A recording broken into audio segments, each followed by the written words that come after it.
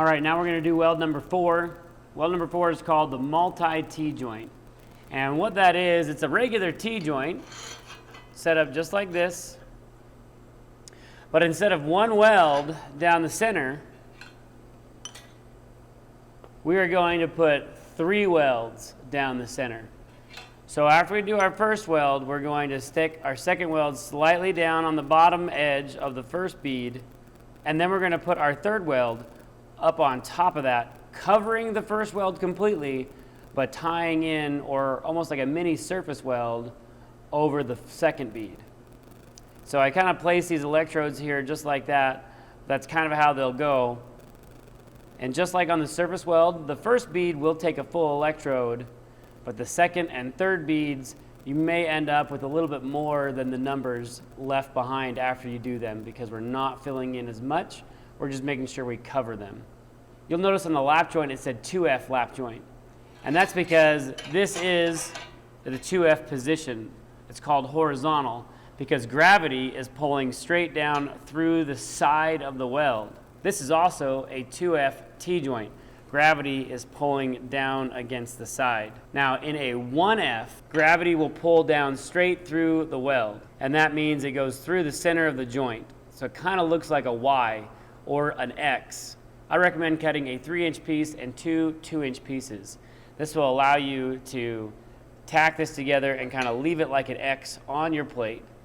It allows the weld to kind of just fall into place. It's a little bit easier to weld than the 2F multi-T joint. We're going to weld it in this propped up 1F position. All right, let me get another piece of metal and get geared up. So we're going to tack this together just like we do every other weld. If you don't tack things together and secure them in place as you weld them, the heat can cause this metal to move and distort. So we want to make sure that this metal stays put. I want to put a little tack on the edge of the vertical member and the horizontal member. I want to try and make sure that this plate is in the center so that it makes a good X. So I just move it around a little bit and I place my second tack.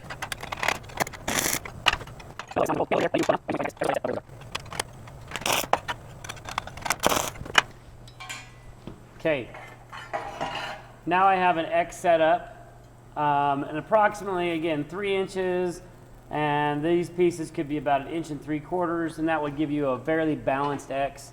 You don't want to cut just 3 3-inch pieces because then you'll end up with something that's kind of lopsided. The 2 inches and 3 or 4 inches kind of work. Now that this is my 90-degree area, I want to maintain straight in and then slightly kick back. And again, if I just hold it at the very end and push straight down, I will move all the way across and put in my first weld. This weld will be slightly harder to chip depending on the temperature of your metal.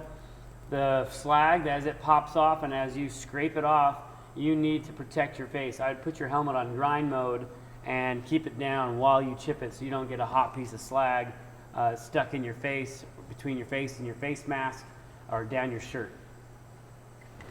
Okay, we're going to go ahead and weld our first bead. Again, we're about 115 amps, 30% on our dig.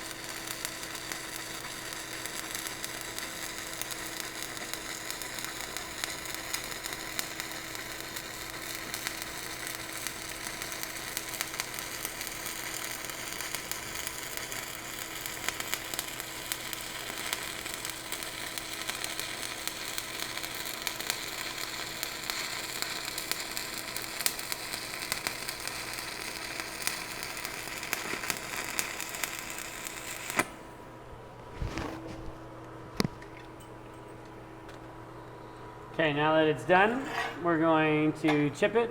And again, you'll see as it starts to get hot, some of the slag will even peel up a little bit, and that's all right. A lot of people like the idea that their slag will peel off for them. If your bead is smooth enough and straight enough, the slag doesn't have much to hold on to, and so it will start to release. As the metal cools down, it shrinks a little bit, causing the slag to peel off. It's not bound up by your weld being a little bumpy.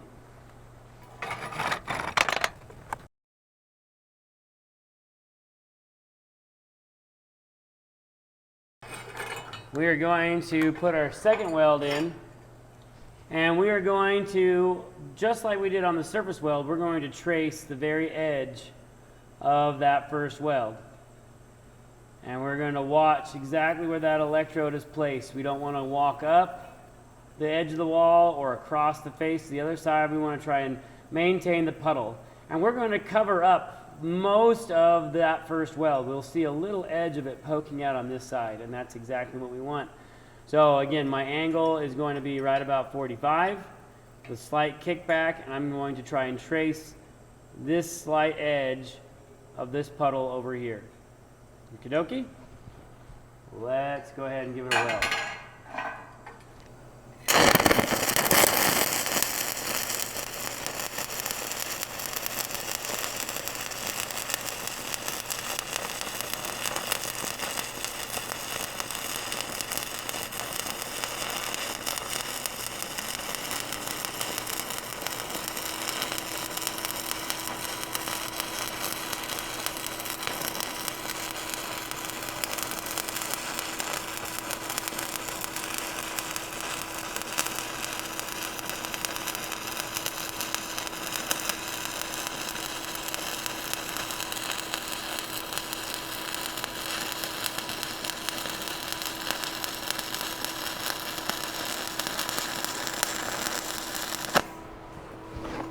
All right, you'll notice again we have more electrode left over, and that's all right. We're not filling in as much as we did on that first pass.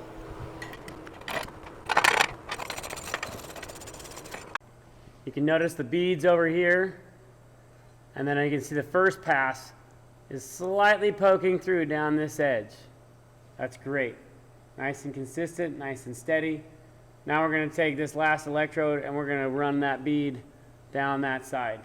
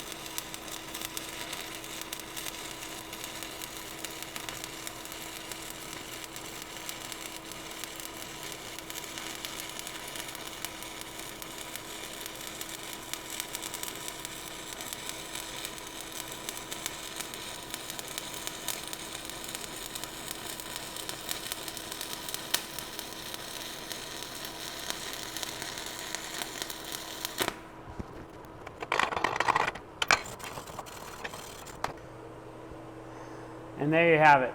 Looks an awful lot like a surface weld, doesn't it? Overlapping each other. Watching that hand-eye coordination is really important, and that's why we do the surface weld, to help train the eye. But now you got those 3 welds in there to build up this material. Now, if I needed to, I could put another 3 passes, or 4 passes, 5 passes.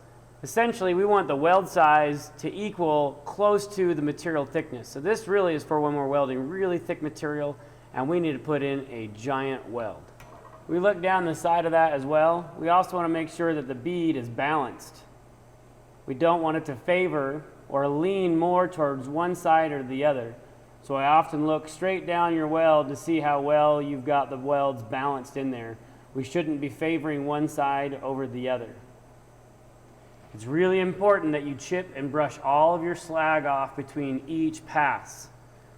We can't have chunks of slag stuck between those passes because that would be a discontinuity or an inclusion, and it could cause that weld to become weaker. And if we're trying to hold something up nice and strong, it's going to break. All right, so there's your multi-pass T-joint. We're just going to go until we hit 3 welds in the joint. Sometimes I may ask you to throw another 3, so there's 6 total in a joint. But typically, we're going to try and get you to get the idea of this down so that you can get the weld size to where it needs to be. If you can get 3 good solid beads in a joint, you can easily start adding up 3 more passes or 4 more passes, and those layers will start to stack up. All right, good luck.